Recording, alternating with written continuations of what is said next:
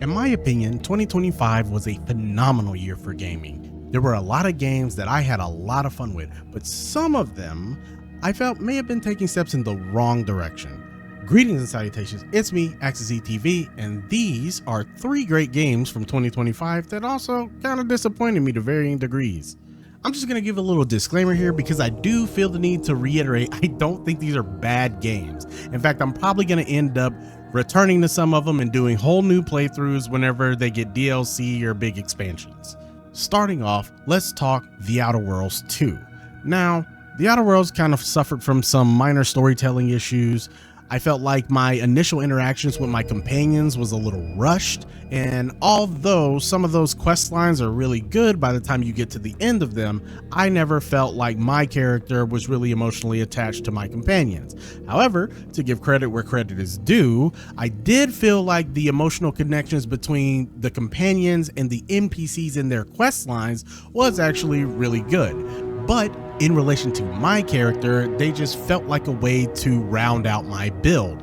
And since I was playing on hard difficulty and I didn't specifically spec into improving them, my companions were dead most of the time. Now that difficulty contributes to the one thing that really bothered me about this game. Now listen here, I've beaten The Outer Worlds 1 multiple times, I've cleared all the DLC, and I did so on Supernova difficulty. And while The Outer Worlds 2 is jam-packed with more stuff, more Outer Worlds, and almost every conceivable aspect, the one change that immensely reduced my fun factor was adding toxicity to your inhaler. For those of you that don't know, the inhaler is a healing device, and in the first game, you could just use it whenever you please and however much you wanted.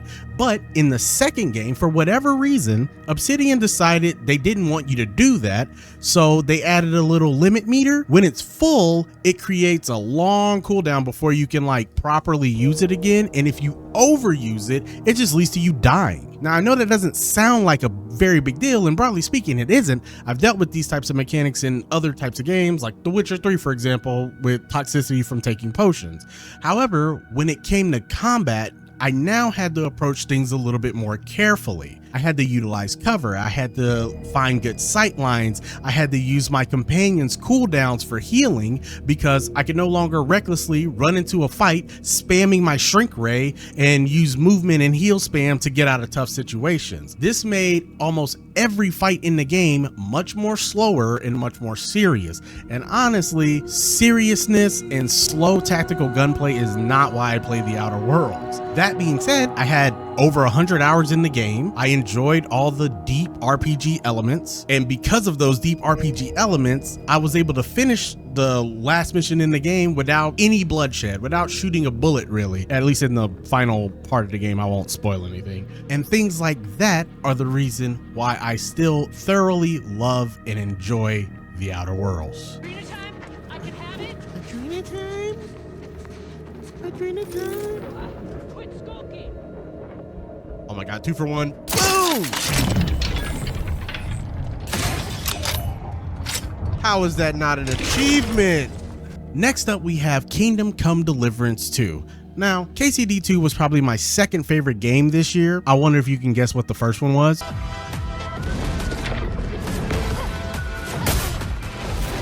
Anyway, the first thing that really annoyed me was the removal of one of my favorite perks, which was the Troubadour perk. For those of you that don't know, Troubadour was a speech perk that you got in the first game, and it allowed you to use the bathhouse services anytime you want, completely free of charge. Now, some of you gooners might think that I just love hearing those sensual moans, or at the very least, I just like looking at a good wet t-shirt, and you would be right. But use of those services also has a lot of in-game benefits. It heals your wounds, it cleans all the dirt and blood off of you, it leaves your armor sparkling clean, and because you're so clean, you actually get an in-game buff to your charisma. Now, to be fair, you do get access to a version of free bathhouse services, but it's a little bit later in the game and it's only through a side quest and it's only for a specific bathhouse. And this is obviously fine, but it's just a lot less convenient than just having a perk. The next thing that kind of bothered me was the decision to downgrade Henry rather than figuring out a more unique way to progress him further. Some things like losing your armor play into the story really well. However, the stat squishing felt a little uninspired.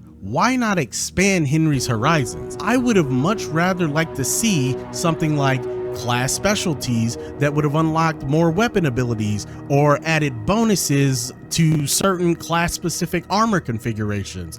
Henry could have specialized in being knightly or roguish or mercantile or scholarly or whatever you wanted to do with it, and those effects could have had a significant trade-off. Perhaps Henry could have studied some of the new languages that he came across in the new region.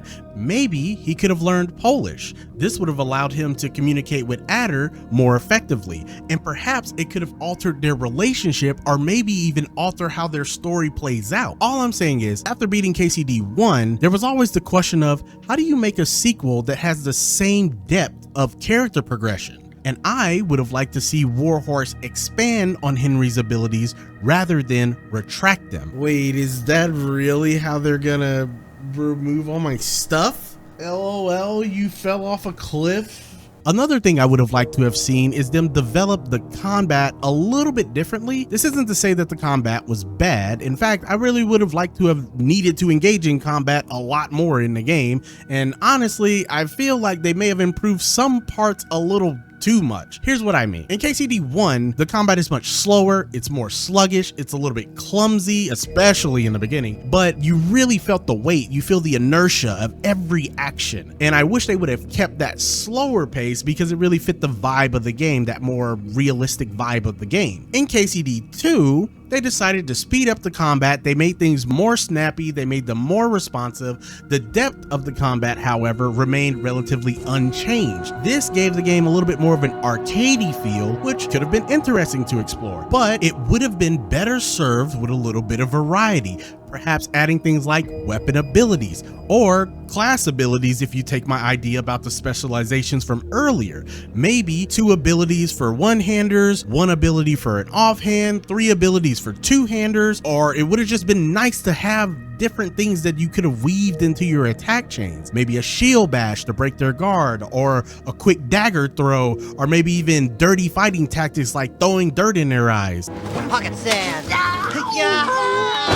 I just felt like the attack and parry dance was a little restrictive. I felt like master strikes were a little bit overtuned, and if you wanted to use bludgeons, like I did, you didn't even have access to the master strikes. So it would have been really nice to have a little bit more in my repertoire. The next issue I had, and it was kind of a big one, was specifically the Mysteria Ecclesiae DLC. Basically, Warhorse decided to take arguably the most tedious quest from KCD 1, a quest called A Needle in a Haystack, and they made an entire expansion that was just like it, only the ending isn't nearly as interesting. For those that don't know, A Needle in a Haystack is a quest in KCD 1 where you literally surrender all of your worldly possessions and you become a monk in order to find a guy named Pius. As a monk, you have duties and can only be in certain places at certain times, meaning most of the monastery is off limits. And if you get caught trespassing, there are heavy ramifications for that. So you have to sneak around everywhere and not get caught. Take that idea, increase the map size, increase the amount of guards there are, and then stretch it out over about 5 hours, and then severely narrow the ways that you can actually accomplish your objectives, and that gives you the Mysteria Ecclesiae DLC. Now, I still completed it, but I can honestly say I didn't really enjoy the DLC all that much, and if I do future KCD playthroughs, I probably will just skip this part because there are way too many parts where you have to do things a specific way, which was a departure from A Needle in the Haystack, where once you've done it, you can kind of bypass all the tedious parts because you know who the guy is and you know the tools that you need to get.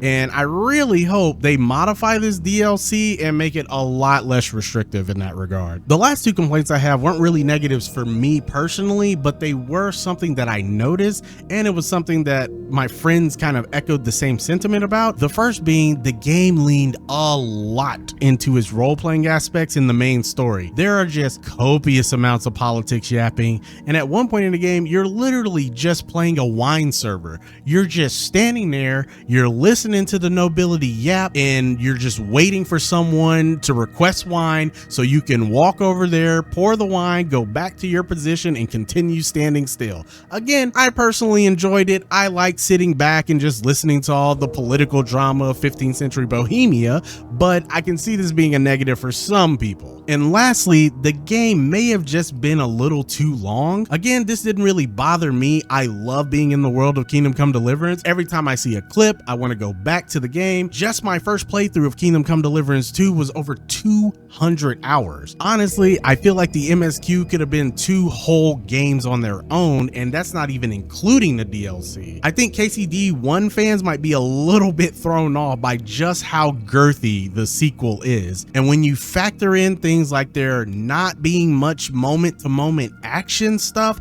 and then there's a lot more RP and heavy dialogue, I can see this being a turnoff for some people. Again, I loved it. Give me all the 100+ hour deep RPGs you got. I want to play them all, but those were the issues I had with KCD 2. I need 50 points, bro. Bro, she's gonna run 700 on me right now. Like that?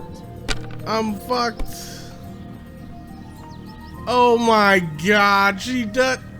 Well, Actually did it. Finally, we have Ghost of Yotei. Okay, listen, I love Ghost of Tsushima. I bought it and beat it on PS4. Unfortunately, I was already like halfway through the game before they released the lethal difficulty setting. So I was already kind of overpowered before I got the chance to try that difficulty setting. I bought it again on PS5 and then did lethal from the beginning of the game, and it was much harder and much more fun, and I really enjoyed that playthrough. And you know what? I enjoyed it so much, I bought it again on PC, which this was the first time I actually got to do the Iki Island DLC. And this is when I saw the first glimpse of what could be a potential problem when playing the game on lethal difficulty. Iki Island was when they first introduced buffing units, which made enemies far more deadly, but also far more tanky. Now, the balance that I loved about lethal difficulty was I was just as deadly as my enemies, and the challenge was dealing with the overwhelming numbers,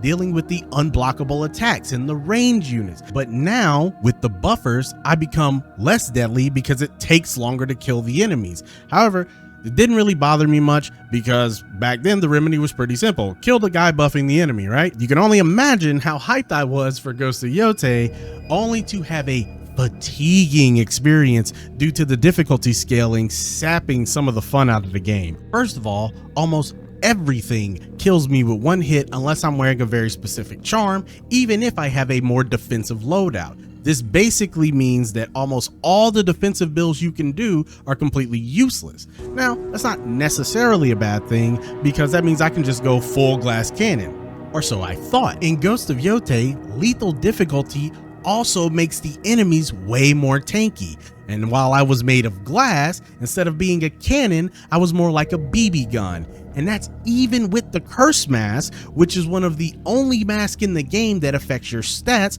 because it basically gives you more damage at the expense of taking more damage. To pile on top of all of the already overly tanky enemies, they made every boss fight filled with multiple points of plot armor, so you can never just fully unleash on a boss and 100 to 0 them. Every few points of damage that you do, you get your combo flow interrupted just so you can clash swords and listen to some pointless dialogue. And since we're on the topic of bosses, Sucker Punch outdid themselves with the amount of crazy cringe bullshit that they added to some of these boss fights. I'm not gonna say anything too spoilery, but between things like having to gain access to and fight bosses multiple times because they just get away, or having to fight a boss while simultaneously having to deal with, we'll call them externalities. And that's assuming the externality can even actually be dealt with. There was eventually one fight in the game that made me drop the difficulty from lethal to hard because it required me to wear a very specific armor set that I had at that point not leveled at all. And that brings me to the next thing that wasn't nearly as annoying, but I did think it was kind of a strange change, which was binding certain armor upgrades to doing tasks in the world instead of just allowing you to upgrade them through materials. This also applied to some of the charms, but it felt a little bit more appropriate for the charms than it did the armor. And lastly, and again, I won't spoil anything, there's a part late in the game that just doesn't make any sense to have occurred. It felt like Sucker Punch went out of their way to try to create a big moment, and when it happens, the only question I had was, why did that happen when it really didn't need to happen? And a final tiny thing, Saito just wasn't as good of an antagonist as Koten Khan. However, I will say he is somewhat redeemed by the Yotei 6 as a whole,